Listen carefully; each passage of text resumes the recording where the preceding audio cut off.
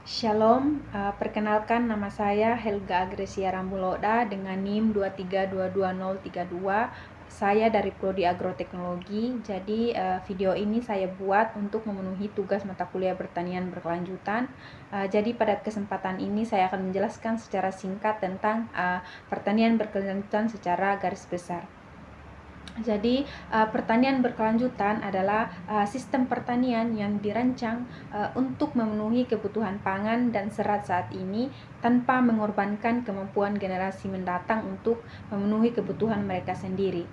Kemudian pertanian berkelanjutan juga bertujuan untuk meningkatkan produktivitas, efisiensi, dan keberlanjutan sumber daya alam serta mengurangi dampak negatif terhadap lingkungan dan juga masyarakat, dalam hal ini petani.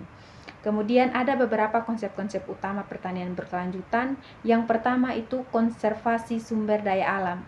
Jadi melindungi dan melestarikan sumber daya alam itu seperti tanah, air, dan biodiversitas untuk memastikan keberlanjutan jangka panjang. Jadi hal ini kita dapat lakukan dengan cara contohnya itu kita mengurangi penggunaan pupuk dan pestisida kimia. Kemudian kita juga bisa melindungi habitat alami dan keanekaragaman hayati. Kemudian yang kedua itu penggunaan teknologi yang tepat. Jadi dengan menggunakan teknologi yang ramah lingkungan dan efisien untuk meningkatkan produktivitas dan mengurangi dampak negatif. Contohnya itu kita menggunakan teknologi irigasi yang efisien. Kemudian kita juga bisa menggunakan mesin pertanian yang ramah lingkungan. Kita juga bisa menggunakan sistem informasi geografis atau SIG untuk memantau kondisi lahan.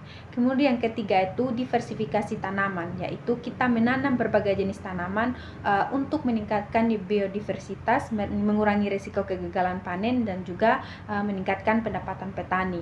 Jadi ini tuh kita bisa lakukan dengan cara contohnya menanam tanaman yang berbeda-beda pada lahan yang sama. Kemudian yang kedua itu kita bisa mengembangkan tanaman yang tahan terhadap penyakit dan juga hama.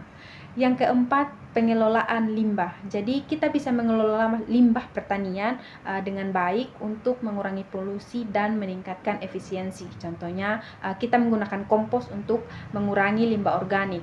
Kemudian kita bisa mengelola limbah cair dengan baik, mengurangi penggunaan bahan plastik dan bahan-bahan lain yang tidak dapat terurai. Kemudian yang kelima itu kita bisa melibatkan masyarakat dalam proses pengambilan keputusan. Jadi untuk memastikan keberlanjutan pertanian itu pengambilan keputusan perlu untuk melibatkan masyarakat. Contohnya kita mengadakan pertemuan untuk membahas bagaimana pertanian berkelanjutan ini. Mungkin hanya itu yang bisa saya jelaskan secara garis besar tentang pertanian berkelanjutan. Kurang dan lebihnya saya ucapkan terima kasih.